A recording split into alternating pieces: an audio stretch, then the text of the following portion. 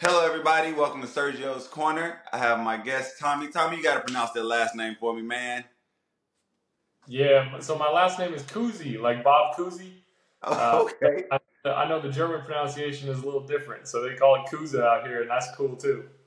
Hey, what way you going gangster? Yakuza, whatever you want to be called at this point, you go ahead and get it. So, going back to this, and I don't know how, you're younger than me, so my favorite superhero was from Power Rangers. His name was Tommy. He was the Green Ranger, the Red Ranger, and the White Ranger. And the way you've been playing, man, is literally that of a superhero, brother. Talk to me about this process. I've seen some of the shots you shot, and I'm like, God, you really shot that, and it's nothing but net. So just tell me, how do you feel out there in the German League? Are you very confident right now and comfortable? Yeah, no, I feel like I'm playing really free right now. We got a coach that really empowers us to play our game, and I think you've seen the results so far. I've had a couple big games, and then just last night we had Joel Aminu, who had a big game himself. Okay, well, let me ask you this too. So I know about Rasta Vesta. Back when I was first starting out, they were in the second league, and last year they were in the second league. They came up. What were you guys' expectations walking into the season? Did you guys feel that you had like that core to really make some noise, or did you just like we're gonna just play it by ear and see what happens? I mean, really, yeah, we didn't have a whole lot of expectations coming in, right? Because you're not really in charge of the roster or anything like that. But I was really excited about the coaching staff when I signed on, and obviously they had success in the Pro A last year. So we kind of just meshed together really well early, and we played well in the preseason and carried it over to the first couple games. Well, you know what's so interesting about that? You guys didn't really bring a lot of your Pro A team up. You guys decided to go with a whole new direction and a whole new roster.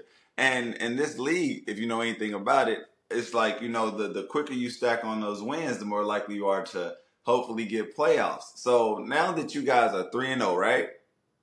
Yep. Are playoffs a talk, or is it too far ahead in the schedule right now to think about it? Or you like how do you feel personally? Because I feel Yeah. like you've set set yourself aside as the leader, the man, player of the week. Jesus Christ, don't go into that.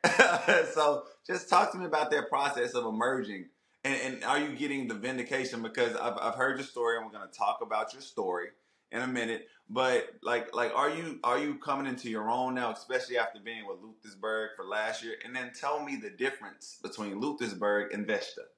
Okay. I'll try to put that all together for you, but Come on, bring it together. Bring it together.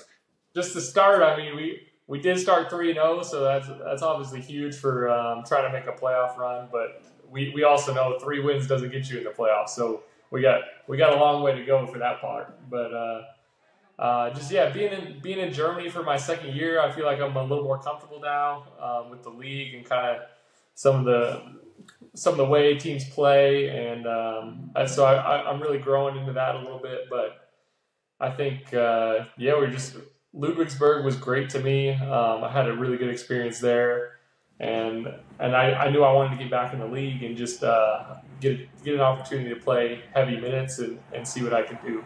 And so we're kind of just rolling with that down here at Rasta Festa, and it's been a great start, obviously. So how do you like the city out there in Vesta now? How do you like the vibes of it? I know it's really close to Quakenbrück. It's one of the smaller Yep. cities, Yep. and the influence, the mascot. Let's talk about the mascot. How do you like the lion with the dreads, man? Yeah, Are you yeah. a big reggae fan? The Bob Marley. The Bob Marley. You gotta. Hey, brother. Hey, brother. How are you? Yeah, it gave us a little history lesson on the team and how it's all musically based and kind of that whole deal when we got here. So it's actually really cool. The fans out here are great. The city is tiny, but you can tell it's just a basketball town. So whenever there's a home game, you can tell there's a little buzz in the air. So that part's really enjoyable for me. As far as the city itself, right, there's not a ton to do, but the guys on the team, like I said earlier, we've all gelled really well early. So we were able to go to Spain for a little preseason trip, and we were able to play Girona out there and do a little team bonding. Yeah. And so that was really fun for us. So your first year in Germany, Luthersburg, correct? And this year, like I said, you're just exploding as a scorer, man. You are out here doing things that I'm like his confidence.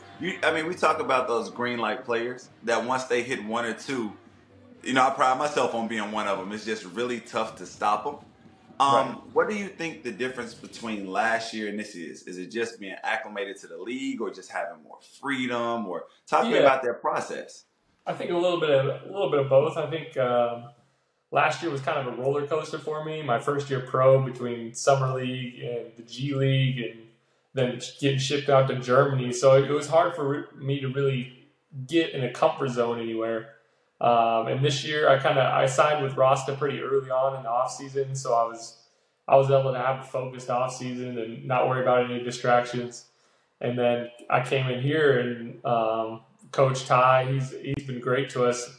Like you said, I could be a green light guy for this team, but we have like 4 or 5 guys who could do that, and it kind of empowers all of us to do that in our own unique way. And so that's been really exciting for us to be a part of, and yeah, we want to keep building on that. Well, we just talked about you, getting shipped here. So you played in the G League, right? Correct. So I want to know the difference. Can you tell the difference between the two, like being in the BBL or in the G League, or is it just basketball is basketball for you? Yeah, I mean, it's still basketball no matter where it is, but stylistically the game's a little different, a little faster in the G League, a little more open floor. I think that the NBA three-point line being further back makes a big difference. But then you can also tell the difference in the fans. I think the fans at BBL are extremely passionate, and it just makes it easy to get up for every game because you feel like every game matters. One thing about those European fans, and we're learning more now, like a lot of the NBA guys that are coming, like Sergio came to Munich and all this stuff, like that atmosphere is so enticing, isn't it? Like people are jumping up and down, screaming your name, yelling at their hearts. It's such an amazing place, especially with Rasta, because it's a smaller community, and you get all the fan support you need, whether you win or lose. Let's go with this. So with this being your first season in Germany and your first full season in Europe, right? How tough is it to stay in contact with those you love back home, and how does that affect you on a daily basis? I know. Like I'm a mama's boy. I miss my daughter and stuff like that, and it used to run, problems through my mind. So talk to me about how tough it is to stay focused when you have that time difference and that disparity between being, in Germany and home. Yeah, you just mentioned it. The hardest part is the time difference, right? So no one back home. I mean, I'm from the West Coast, so it's even worse. It's 9-hour difference. So people back home don't wake up till it's 3 p.m. out here, at least. So that's definitely difficult. But I've had a very supportive family. They came out here last year for 3 weeks or so. My parents did. And I have a couple friends who are going to come out and visit this year, and my parents will probably come out sometime again as well. Can you tell the difference in the food between Europe and America? Let's talk about what's one of your favorite dishes so good, far? So bad, right? But I think the quality of the food out here is pretty good if you can find the right spots. And Efesh is a pretty small town, but we found 4 or 5 as a team that we like to frequent, and that's all I need right there. And then, hey, fact, you cycle through them, man. Making, cooking a meal here and there, but yeah, I've really enjoyed the food and just like learning the new culture and eating different things. I like just about everything, so it's been fun to experiment with that a little bit. You're from a very hot place in the States. What is Arizona, right? Arizona, yep. Arizona. Ooh, Arizona. We got some Mexican food down there. That's the one. Hey, I bet you do. I've never been. Well, have I been to Arizona? Yeah, I've been to Arizona. I had to think about it for a second. But I just go to the Phoenix and stuff like that, right? Right. So tell me the difference now, because it was hot. It was hot in Arizona, right? So how is it now from transitioning, from there to being where it dang near rains all the time and all that weather adjustment? Like talk to me about that experience just in general, that climate change. I mean, I haven't seen the worst of it yet because I got here in March of last year, so it's starting to warm up, and then I've only seen the beginning of fall this year, so I'm excited to see how bad it gets. But definitely going from the hot weather, when you see rain, you're excited. So wait till you see snow. Yeah. We'll see how exciting it is after months of it. But no, it's been fun. It's been a fun adjustment. Man, so like, what's like? Let me get into your pregame routine. You have a routine that you go to like before you start your game. It just locks you in. I would love to just see what the score mentality is. Like, give me a few things you do to get yourself ready to go out there and play. You know, do you have a pre-plan, or do you say when I go out, I'm just gonna get the vibe of it? You know, just keep me updated on that. You talking about on the court or like before I even show up? Like talking about run me through it all. I want to know because for me it was always a process to get to that mentality of the court. So I mean, I know you're a scorer too, so I'm pretty sure it starts like wake up, do this, eat this, do this. Right. You know, lock in the music wise. So let me know that routine for me, big dog. Yeah, I mean my routine. Yeah, whatever. It starts. We'll have shoot around in the morning or something. That's really when my routine starts, and then I'll eat a meal, come home, take a nap, wake up, and then I actually like to eat like really close to game time. Really? Because I just feel like it gives me energy through the second half of games. Whereas if I some guys don't like to eat before it used to make me feel heavy. It used to make me feel heavy. So I didn't like it. Yeah, but I'm kind of the opposite because I feel like if I don't eat right before game time, I'm not going to have it by the end of the game. So that's something a little different I do. And then when I get on the court, I just like to really work on finishes around the rim, see the ball go through the basket, be comfortable left hand, right hand. And then once I do that, I just build out from there. So whatever that means, pull-ups, floaters, and then get out to the three-point line. But as I get older, I kind of realize how long the games are and how much it takes out of you. So I've kind of, my warm-up is a build-up, like you said. It's 50 minutes till game time. You can't be 100% ready yet. So that's something I've kind of learned as I got older. Yeah, I think it's a bunch of methods to it, you know, but I love that you got the fundamentals of building inside out. A lot of these guys now come in and shoot those threes and then, you know, do it a different way. But I agree with that. The older you get, the more you learn like your energy, your pacing, your timing, because you do need to have it at the end of the game. With that being said, you are only, 25 years old, right? 25, yep. 25, boy. And most of your guards are actually younger than you, right? Yeah, we have a really young team over here at Rasta. I mean, we got Johan, our big fella. He's only 18, and then most of the guys are 25 to 20, somewhere in that range, and then we have a couple veterans who are 27. But that's a bit now, huh? 27 is a bit now. The oldest guy on the team we have is 28. So how does that feel having those young guards looking up to you? Do you try to give them like snippets of information or things that you've learned? Because you played in the G League, you played with NBA guys, and you played in Luthersburg under one of the, you know, I know they always have very tough coaches in Luthersburg and a winning culture.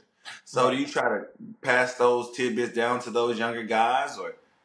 Yeah, I think with the Pro A team that we have in Rasta is kind of unique, right? So we have young guys who will come up and down in practices, and so it is it's cool to kind of give those guys advice and really relay your experiences to them, or even just give them confidence if they're doing something right. Make sure they're knowing they're doing it, and that's really cool. But as far as the guards playing on the roster, I feel like we're all in similar places in our career, so I don't feel like I'm giving them advice any more than they're giving me advice. So it's been kind of cool. I feel like we're in similar growth spots, so we're kind of all moving in the same direction together. Now that journey, we're gonna talk about your journey real quick. Now that journey from being, you know, undrafted to getting put on a roster, to going to the G League, to coming to half a year in Luthersburg, to now being your first full year pro. Walk me through that mentally. You know, was that tough for you, or did you just persevere through? Did you know you were always going to make it, or was your family a major part of backing you on that? And did you ever want to give up at any time? Yeah, I mean, I'd started even before that. Is when I went to college, I was a walk-on at St. Mary's. So I kind of had the mentality since way back then that whatever I'm going to have to outwork people. Nothing's going to be given to me. So I've kind of just had my head down for the last 6 years or so, and just focus on getting better and try to leave as much of the outside noise as you can away from yourself, because once you let that get inside your head, then you can go all sorts of directions. So yeah, for me, luckily I had that experience in college that kind of had my mind right going to the professional level, and so being drafted, not being drafted, wasn't really a big deal to me. Um, I played well in summer league, which gave me a lot of confidence that I could play at a high level professionally. And then from there, like I said, it was a little bit of a roller coaster, but I learned so much basketball in 1 year. Learning the G League style, learning from different coaches. I was fortunate enough to learn from Coach Popovich for a little bit, which was super cool as a basketball fan, as a basketball player. I know, right? Pop. So, That's a legend. Real, right? But yeah, no, just the first year journey, I've learned so much playing in Ludwigsburg and learning the international style. And then now here, it's even got its own little twist to it at Rasta. So yeah, man, it's been fun, but it can get hard at times mentally, and you got to remind yourself that hey, you're good. You just got to control what you can control, and then you have breakthroughs every here and there. Like first week of the season, I had a little breakthrough scoring wise, and so you just take those and keep those in your mind and keep running with it.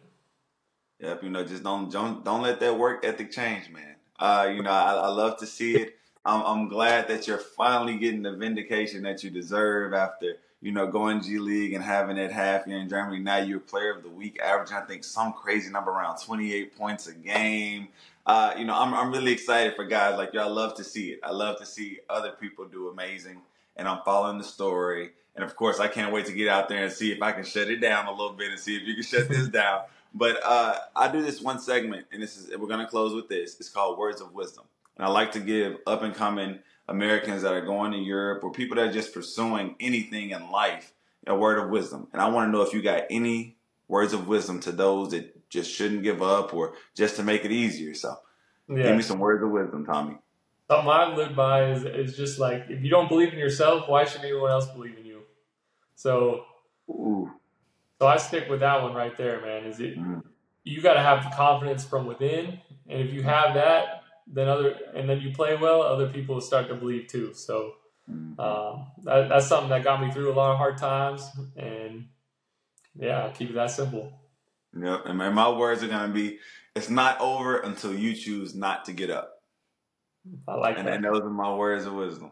So, Tommy, listen, I just want to thank you for your time. Congratulations on the 3-0 start. You are the team to watch right now. My eyes are all on it. And keep giving those guys those buckets for me, man. Somebody got to do it, and I think you're the guy for it, okay? Sure, man. Thank you. All right. Appreciate you.